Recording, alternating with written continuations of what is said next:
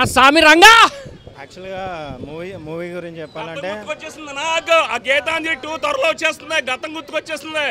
One and only నాకు young ever. Thank you so much. మాట్లాడు. Vijay Binni debut director. Last year debut directors ఎలాంటి hits ఇచ్చారో తెలుసు.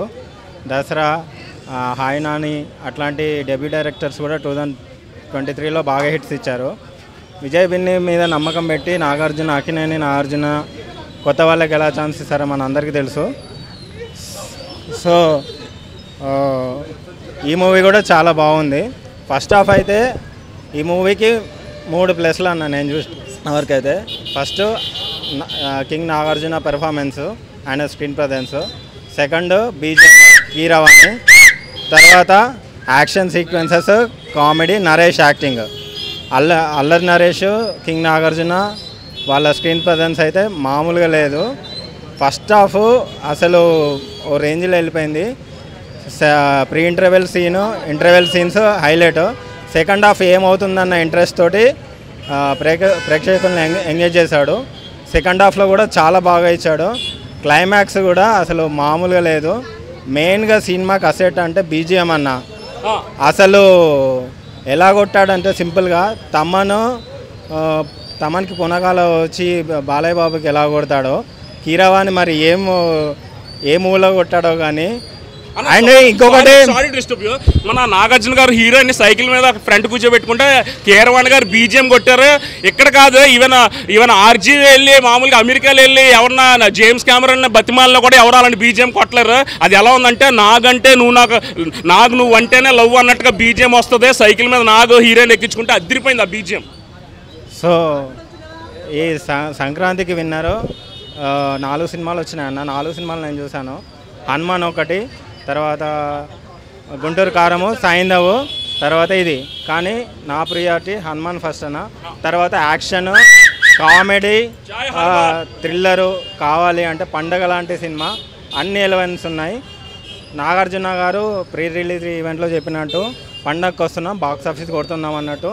ఖచ్చితంగా ఫ్యామిలీ ఎంటర్టైనర్ అన్ని రకాలుగా ఉన్నాయి. హనుమాన్ చూసి ఇది చూడండి, సరిపోతుంది అంతే, ఇంకేం లేదు. ఖచ్చితంగా బాగుంది మూవీ. ఫస్ట్ హాఫ్ మెయిన్గా యాక్షన్ సీక్వెన్సెస్ బాగున్నాయి. అసలు ఎలివేషన్స్ అయితే మామూలుగా లేవన్నా. టైటిల్ కార్డు కూడా అసలు ఇంతవరకు నాకు నాగార్జున కెరియర్లో ఇట్లాంటి టైటిల్ కార్డు పర్లేదు. అంత ఎలివేషన్స్ తోటి ఇచ్చాడు, బాగుంది. సెకండ్ హాఫ్లో కూడా మనకు సాంగ్స్ కూడా ఏదో పెట్టినట్టు కాకుండా సీక్వెన్సెస్లోనే వచ్చాయి. ఓవరాల్గా అయితే మూవీ బాగుంది.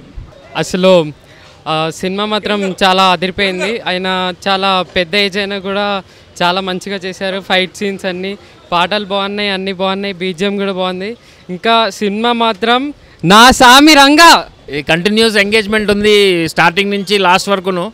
అసలు మేము మామూలుగా అసలు ఇంత వయసులోని నాగార్జున గారు ఈ పర్ఫార్మెన్స్ ఇచ్చి కంటిన్యూస్గా మేము స్టార్టింగ్ పేర్ల దగ్గర నుంచి లాస్ట్ వరకు ఆ ఎంగేజ్మెంట్ లెవెల్ మాత్రం సూపర్. నా స్వామి రంగా మూవీ చాలా బాగుందండి. సెకండ్ హాఫ్ ఎక్సలెంట్గా తీశారు. అంటే విలన్ క్యారెక్టరైజేషన్ ఎంటర్ అయినప్పటి నుంచి మూవీ చాలా హైప్ లేచిపోతూ ఉంటుందండి. బాగుందండి. అంటే తర్వాత నరేష్ మధ్యలో చనిపోవడము, తర్వాత నరేష్ ఫైట్ సీన్స్ కానీ అక్కడ నుంచి సినిమా మీద ఇంట్రెస్ట్ పెరుగుతూ వస్తుంది. లాస్ట్లో ఉంటుందండి, అది కొంచెం బాధ అనిపిస్తుంది. దానికి సరిగ్గా జడ్జి చేయలేకపోయాడేమో డైరెక్టర్ గారు అని అనిపించింది. లాస్ట్ సీన్ ఉంటుంది అనమాట, విలన్ చంపిన తర్వాత లాస్ట్ సీన్ నాకు ఎందుకో ఇది జస్టిస్ చేయలేకపోయాడేమో అనిపించింది క్యారెక్టరైజేషన్. Excellent sir. కీరవాణి గారు అంతా బాగుందండి. వర్క్ ఈజ్ ఫైన్ అండి. సంక్రాంతి హిట్ బాగుందండి. మూవీ ఓవరాల్గా బాగుంది, కానీ జస్టిస్ లాస్ట్లో చేయలేకపోయాడు అనేది నాకు డైరెక్టర్ గారిని అనిపిస్తుందండి.